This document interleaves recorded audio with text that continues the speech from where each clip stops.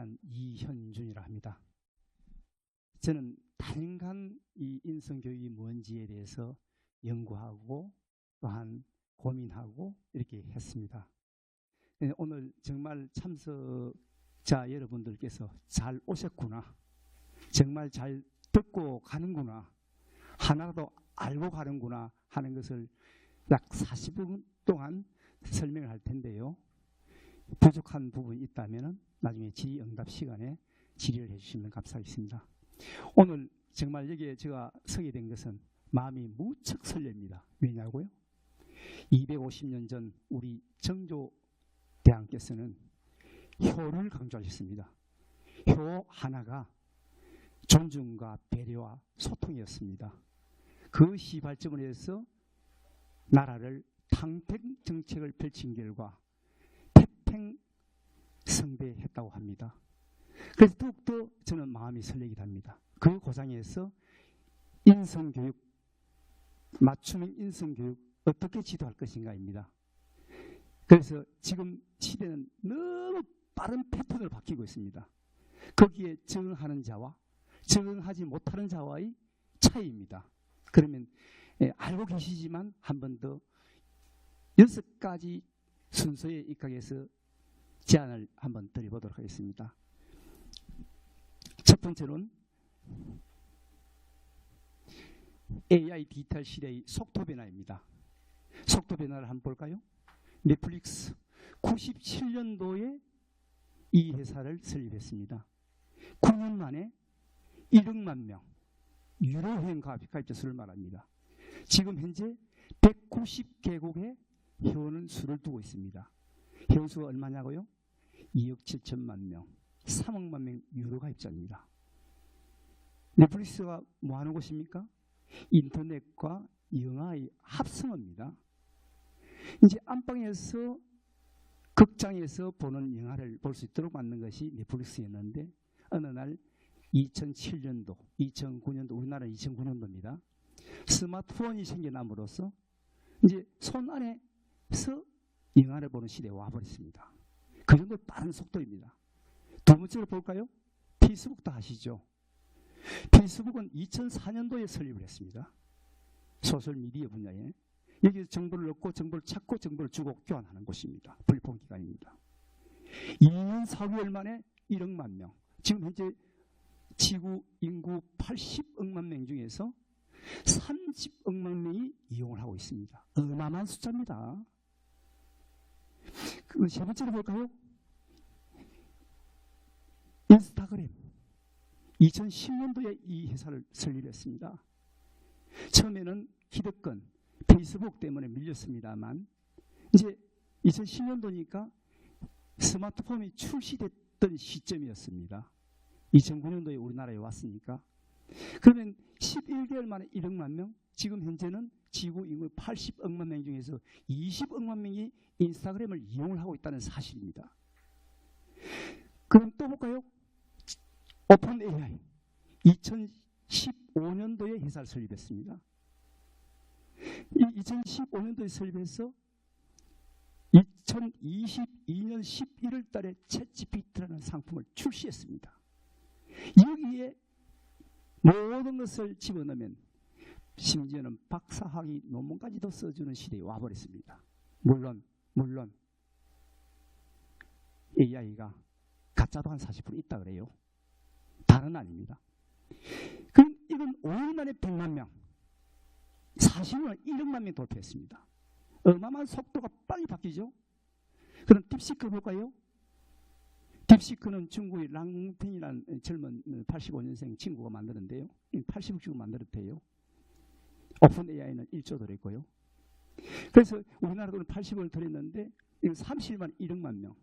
지금은 숫자를 헤아릴 수 없을 만큼 폭발적으로 여기를 사용을 많이 하고 있다는 얘기입니다. 또 볼까요? 우리 생활 패턴을 봅시다. 플랫폼 회사별을 한번 면밀히 보면 여러분 지금 주위에 롯데마트나 또한 홈플러스나 굉장히 어렵죠? 부도나버렸죠? 왜일까요? 이런 플랫폼이 많이 등장했기 때문입니다. 쿠팡, SSG 마켓, T 마켓 이런 것 때문 아닐까요?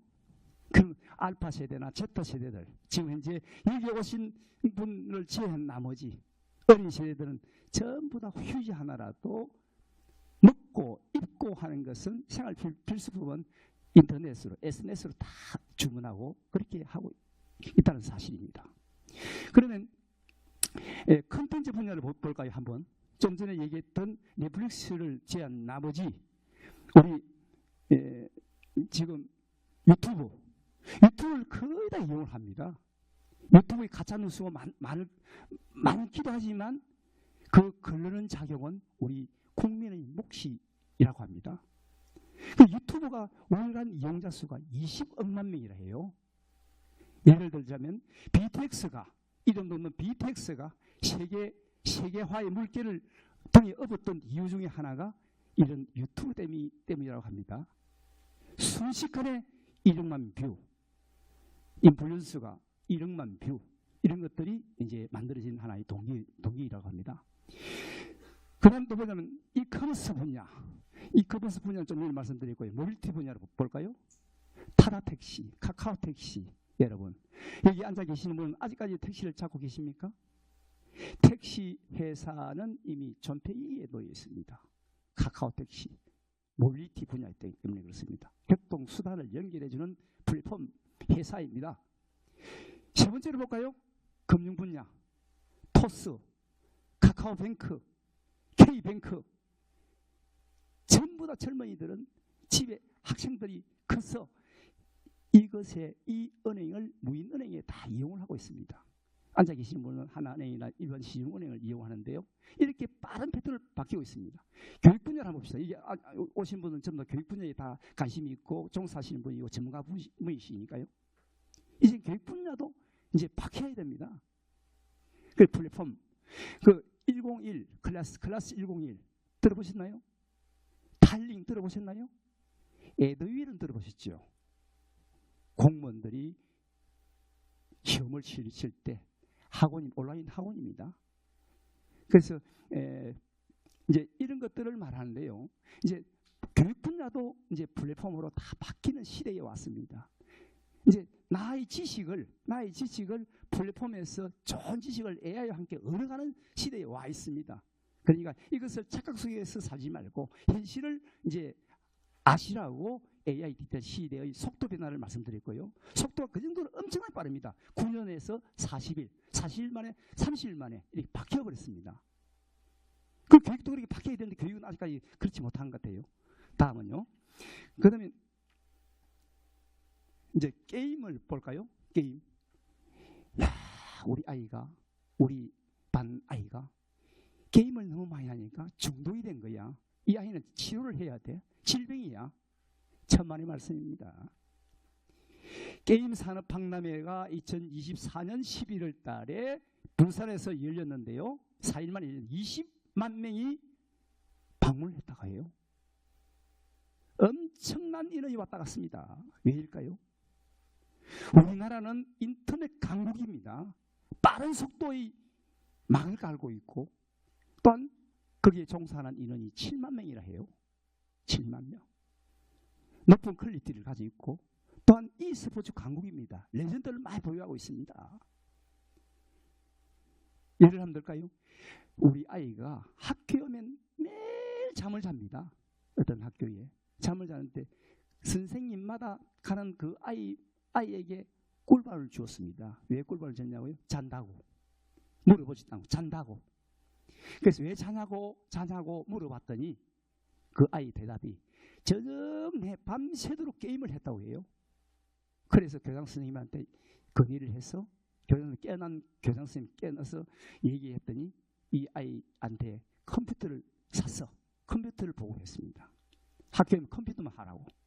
이 아이가 어떻게 됐을까요? 1년 후에 아시아 경기대회에서 스타크래프트 1위를 했습니다. 금상을 탔습니다. 그런 사례가 있고요. 그래서 우리나라의 그 게임 산업은 연 매출이 20조입니다. 20조. 2003년도 기준에. 내수 시장은 20조, 그 수출 시장은 10조입니다. 10조. 천문학적인 숫자입니다. 효자 노릇을 하는 것이죠. 주식을 사도 여기에 투자하는 것도 최고의 방법이 아닌가 봐집니다. 그래서 이제 게임이 중독이냐 중독이 아니냐, 질병이냐 질병이 아니냐고 물음을 줬는데 세계보건기구에서는 질병이 아니라고 판명을 했습니다. 그럼 어떤 것이 질병이냐 물어봤더니 게임 이용 장애자가 질병이라고 했습니다. 그래서 우리 무주에 가면, 국립 무주에 가면 인터넷 드림 마을이 있습니다. 집단 치료를 하는 그런 프로그램에 의해서 지금 치료를 하고 있고요. 그래서 이제 우리나라의 박람회가 한 약 500회 정도 열린다 해요. 킨텍스나 덱스코나 컨벤션 센터에서 열리는 횟수가 한 500회가 되는데요. 그 중에서 게임 산업 분야, 드론이나 그 다음에 건축 박람회나 이런 것을 통틀어서 종류별 통틀어서 하이랭크에 속하는 것이 게임 산업입니다. 그러니까 아이들한테 너무 게임 많이 한다고 질타를 한다든지 교육을 정말 망치려 든다든지 하지 말라는 그런 말씀입니다. 다음 볼까요? 세 번째요. AI 디지털 시대의 청소년 관련 부분은 너무나 다 관심을 가져야 될 때입니다. 자, 우리나라의 소년법 32조에 보면 청소년들의 범죄를 저지르면 소년법정이 있습니다. 소년법정에. 소년법정에 있는 아이가 연간 5만 명이 있습니다. 이 그래프를 그리자면 수직 상승을 하고 있습니다. 왜냐일까요? 환경적 분위기 때문에 엄청나게 지금 변화하고 있습니다. 그래서 5만 명 중에서 절도나 폭행이나 또 요즘은 저 인터넷 통해서 딥시크나 딥페이크나 이런 것들을 통해 가지고 범죄를 이제 우리 기성세대가 모르는 범죄를 저지르고 있습니다. 이 아이가 1호 처분에 10호 처분을 받는데요. 그 종류별로 나이를 하자면 긴데 8, 9, 10호 처분이 소년원에 가는 것이고 나머지는 시설원에 가거나 수강명령이거나 봉사명령이거나 부모한테 맡기는 것입니다. 이게 어마어마한 수준입니다. 이 아이가 중도 탈락하면 어떻게 될까요? 사회가 무리가 되고 인성이 피폐해져가지고 사회가 이루어지지 않겠죠? 더 나아가 교도소를 많이 지어야 되겠죠? 사회적 비용이 많이 들겠죠? 그럼 학교는 무엇을 해야 될 것이냐? 우리는 어떻게 해야 될 것이냐? 학교는 인성과 사회성 교육으로 바뀌어야 된다. 지식은 AI와 나중에 말씀드리겠지만 지식은 AI와 함께하고 그래서 이제 인터넷 셧다운제 법을 만드는데요. 2011년도 만들었습니다. 만드는데 이게 셧다운제 법이 뭐냐면은 밤 12시부터 새벽 6시까지 컴퓨터를 사용 못하게 하는 법입니다. 이게 유명무실해져 가지고 10년 만에 폐기가 되어버렸습니다. 잘못 만드는 거지요. 그래서 우리가 그 아이들한테 놀게 하고 힐링하고 아이들을 정신적 건강을 돕기 위해서 수련관이 있고 쉼터가 있고 여러 가지가 있는데 그 중에 하나 제일 중요한 것은 그렇습니다. 대안학교입니다. 사립학과 공립학이 우리나라에는 약 한 300여 개가 존재합니다. 여기에 수용하는 인원이 한 11,000명. 우리나라 초, 중, 고등학교 학생 수가 650만 명에 비하면 어마어마하게 모자란 숫자이기도 합니다. 탈북민 다문화 가족들에 대한 적응하지 못하는 그 아이들을 수용할 수 있는 기관이 대안학교라고 저는 봅니다. 아이들이 대학을 맞거나, 교장님 많이 오시는데 대학을 맞거나 자퇴를 하거나 하면 또다시 저학년하고 후배하고 같이 다녀야 되는 아이러니한 사건이 벌어집니다. 그 아이 적응을 못했는데 또 후배하고 다니면 학교에 적응이 되겠습니까? 불가합니다. 그래서 김대중 정부 때 김일성 대통령 정부 때 평생교육 학생 지원법에 의해서 고등학교를 2년제를 만들어 봤습니다. 건의를 해가지고. 그래서 전국에 몇 개 안 되는 학교 중에서 부산에 가면 부산국제금융고등학교 있습니다. 이제 대학을 맞거나 자퇴를 받거나 하면 2년제 친구하고 같이 놀 수가 있습니다. 그 아이는 졸업을 시켜서 대학을 가게 하는 것이 목표고 사회에 진출하는 게 목표입니다. 그런 것인데 그래서 대안학교도 인간인 대안학교, 비인간인 대안학교 업어서 이런 학교를 많이 만들어서 우리가 건전한 사회를 만들어야 된다는 그런 뜻에서 AI 디지털 시대에는 필수적이지 않겠나 이렇게 봐집니다. 다음 볼까요? 그러면 환경적 요소는 뭐냐? 아이들한테만 꾸중을 할 것이 아니고 환경 요소 굉장히 중요합니다. 지금 소통이 되질 않아요. 어휘력, 문해력 때문에요. 스마트폰이 등장하고 난 이후에 셔터 아시죠?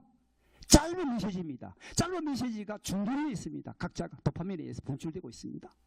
야, 긴 문장 때려치워 인마. 세 문장을 요약해줘. 이렇게 합니다. 예를 한번 들까요? 여기 오신 분들은 사설한 얘기를 아시죠? 도서관을 관장하는 선생님. 그렇죠? 근데 M세대 80년 이후 태생만 학부모가 M세대 이후를 말합니다. 80년 이후 30대 40대 선생님이 숙제를 알림자를 내줬습니다. 며칠 전에 빌려간 책을 사서 선생님한테 갖다 달라고 알림자를 날렸습니다. 그 학부모가 어떻게 했겠습니까? 이런 책을 내가 교보문고에 사가줘야 되나? 사서 갖다 준 아이러니한 사건이 벌어졌습니다. 이게 진짜 웃을 일이 아니에요. 이 현실입니다, 현실. 그래서 소통이 안 되는 거예요. 또 볼까요? 뭐 헐, 대박 이런 거 다 아시겠죠. 지금 전후세대도 몇 분 오셨는데 보니까 전후세대 더 모르겠죠. 기능적 문명, 디지털 문명 난 놓고 기억자도 모르는 분들이 디지털 전후세대.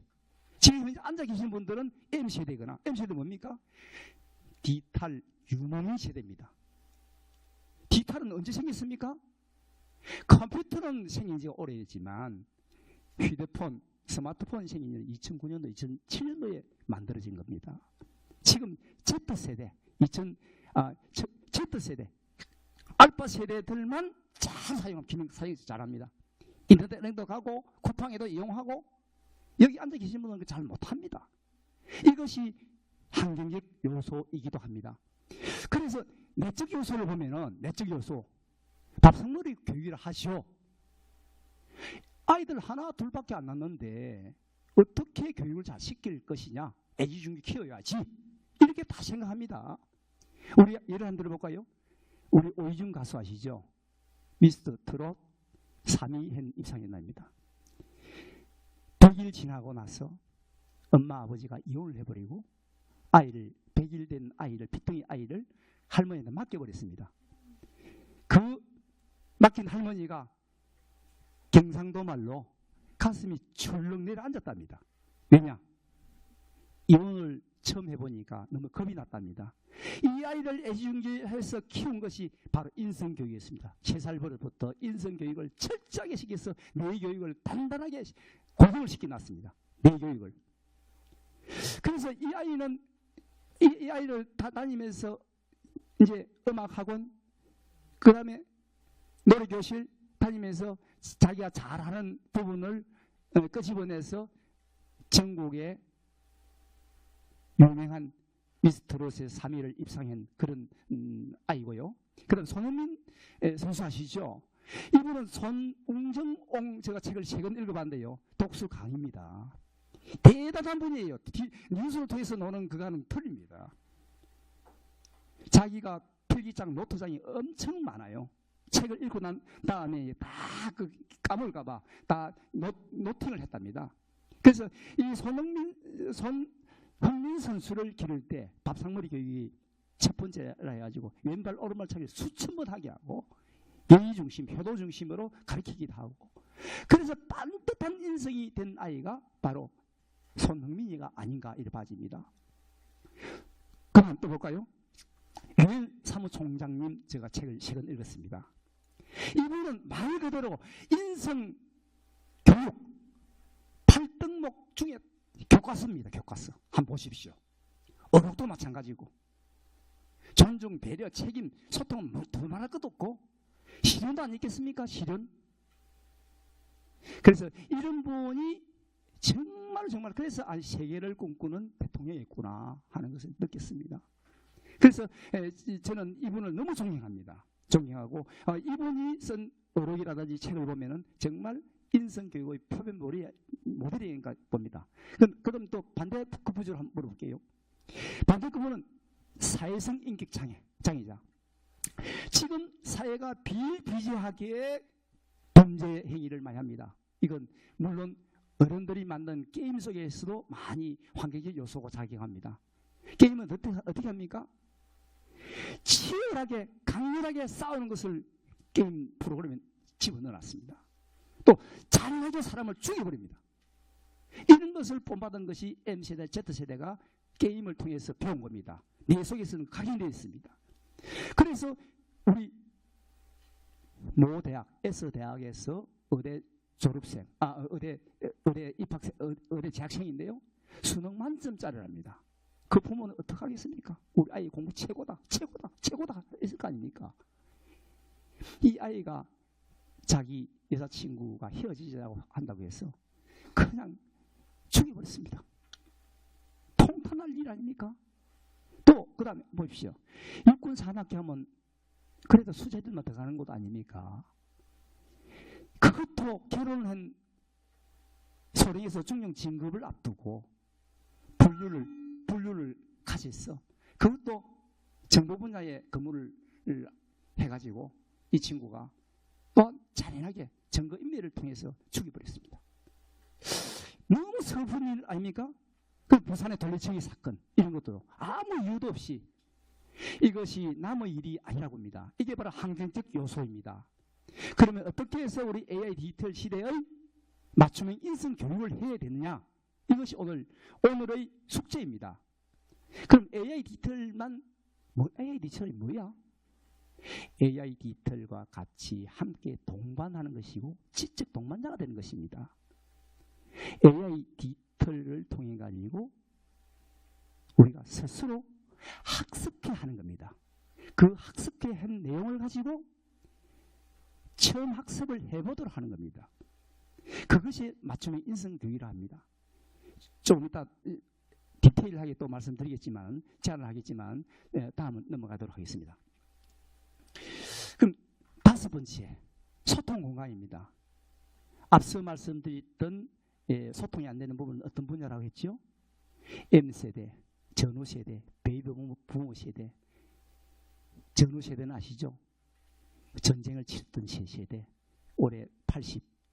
그 다음에 베이비 부모 세대, 60대에서 약 한 80세 전후. 그 다음에 M세대, 50대, 40대 세대. 그 다음 Z세대, 30대. 그 다음에 알파세대, 20대, 10대를 말합니다. 이것이 지금 소통이 안 되기 때문입니다. 어떻게 소통이 안 된다고요?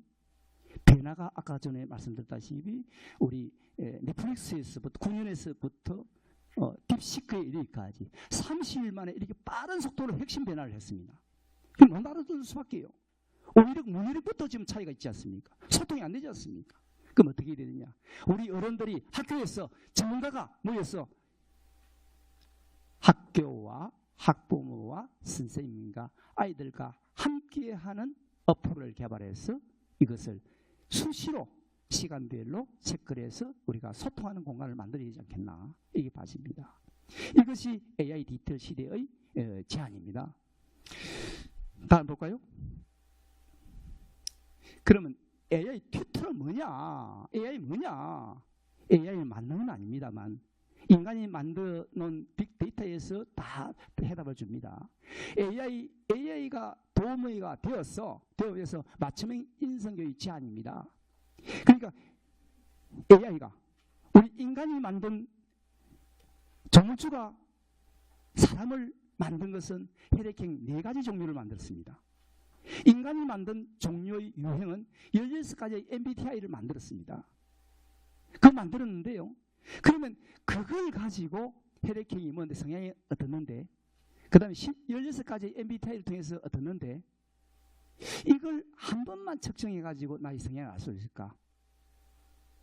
수준별 성향이 다 다르기 때문에, 환경별 다 다르기 때문에, 지능지수도 다르고, 그건 오답일 수밖에 없습니다. 그럼 어떻게 되겠습니까? AI가 함께 함으로써 실시간으로 수시로 수백 번, 수천 번 데이터화해서 내 맞춤형을 만드는 것이 길이 아닐까요? 그럼 어떻게 해야 되느냐? 나중에 또 이제 말씀드리겠습니다만, 나중에 다른 분이 말씀하시겠죠. 전문가가 있으니까. 이것을 빅데이터화 했을 때 맞춤형 교육이 될 수 있습니다. 수학이 제일 어렵다 하지요. 수학은 초등학교 3학년 때 수의 양을 배웁니다. 여러분, 24 빼기 9는 얼마지요? 하는 가르친 기법이 있습니다. 초등학교 3학년짜리가 선생님께서 야 임마 큰 집에서 1을 빌려와서 10을 빌려와서 그거 빼는 거야. 야 큰 집이 어디지? 너무 어려운 거야. 거기서부터 이제 수학에 대해서 이제 나잡아지는 거예요. 그래서 그런 기법도 있듯이 예를 들어서 그래서 맞춤형 수업이 중요하다는 말씀을 드립니다. 그래서 이제 수준별 맞춤형 반영을 학습을 하고요. 그 다음에 그래서 제일 중요한 것은 자기 이해, 선생님 간의 이해, 학부모의 이해입니다. 그 이해는 아까 소통 공간인데요. 그 소통 공간이 뭐냐? 어플입니다. 어플. 그 어플을 수시를 통해서 우리 아이가 어느 정도 수준이 있느냐, 우리 아이가 어떻게 지금 대시보드를 통해서 학업 성취도가 어떠느냐 실시간으로 볼 수 있는 시스템입니다. 이런 것들을 맞추어서 제공할 때 맞춤형 수업이 되고 맞춤형 인성 교육이 되고 그 인성이 최고치에 올라왔을 때 우리는 사회가 밝아진다는 얘기입니다. 다음 볼까요? 아까 좀 전에 말씀드린 이제 그 맞춤 인성 모델 이것만 가지고도 제가 1시간 이상을 얘기해야 되기 때문에 시간을 축약을 하기로 하고 이제 기능별 보겠습니다. 여기 오신 분들은 선생님을 비롯하여 우리가 조금 전에 말씀드린 바와 같이 우리가 디지털 문맹자 또는 기능 문맹자라고 합니다. 스마트폰을 220만짜리 250만짜리 사가지고 다니지만 기능을 잘 모릅니다. 왜? 이것을 처음 봤기 때문에, 생소하기 때문에. 지금 아이들은 태어날 때부터 스마트폰 가지고 공부를 하고 스마트폰 가지고 놀았기 때문에 잘합니다. 그래서 이제 그 기능을 말씀드리는데요.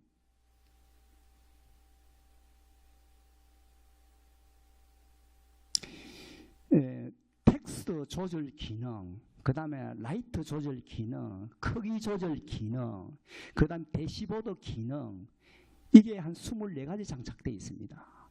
이런 프로그램이 시중에 이미 엑셀 프로그램처럼 나와 있습니다. 이제 그것을 이제 우리 교사분이나 전문가분 집단에서 이제 개발 행위를 해서 아이들을 보급해 줄 때 미래가 밝아진다는 얘기입니다. 그런 기능이 있다는 사실만 알아도 오늘 얻고 가시는 겁니다. 이건 챗GPT한테 물어봐도 다 나오는 겁니다. 나오는 것이고, 그래서 검색 기능, 사진적 번역 기능, 요즘 저 번역서도 공부적인 있잖아요. 팝하고 들어가면 다 번역해 주잖아요. 24개국 언어를 다 번역해 주잖아요. 그 동기화 기능 한 번 보내드리면 두 번 다시 보내주지 않아도 동기화 기능이 된다는 그런 뜻입니다. 그런 내용이고, 오디오북 기능, AI가 작사 작곡해주는 기능 다 있습니다. 이런 것도 기능이 다 있고, 배경 조절 기능, 인덱터, 디브 콘텐츠 기능, 하이라이트 기능, 이런 것들이 다 이제 시중에 나와 있으니까 이것이 이제 AI 기능이 아닌가 이래 봐집니다. 그러면 맞춤형 학습 기능을 피드백하여 이제 실시간으로 이제 선생님에게, 학부모에게 이렇게 이제 다 우리 아이가 어느 정도 학업 성취도가 있다, 어느 정도 학업을 하였다 하는 것을 한눈에 알아볼 수 있는 이런 시대에 왔습니다. 그런 내용입니다. 그래서 이런 내용이고요. 그래서 우리는 인성교육은 특별히 제가 말씀드리자면은 맞춤형 인성교육을 해야 하는데 어떻게 해야 되느냐. 아까 좀 전에 얘기했듯이 개개인 자신마다 빅데이터화해서 그 빅데이터화된 내용을 가지고 맞춤형을 해야 된다. 그 맞춤형 우리가 교재를 통해서 현장에 직접 우리가 가서 확인하고 처음 할 때만이 그 아이가 이제 인성이 폭이 높아진다는 얘기입니다. 그러니까 한마디로 말해서 우리 together with AI입니다. AI가 함께 할 때 우리 아이도 쑥쑥 자란다는 얘기입니다. 정말 오늘 잘 오셨고요. 오늘 특히 교육 관계자 여러분과 함께 한 데 대해서 대단한 영광이고요.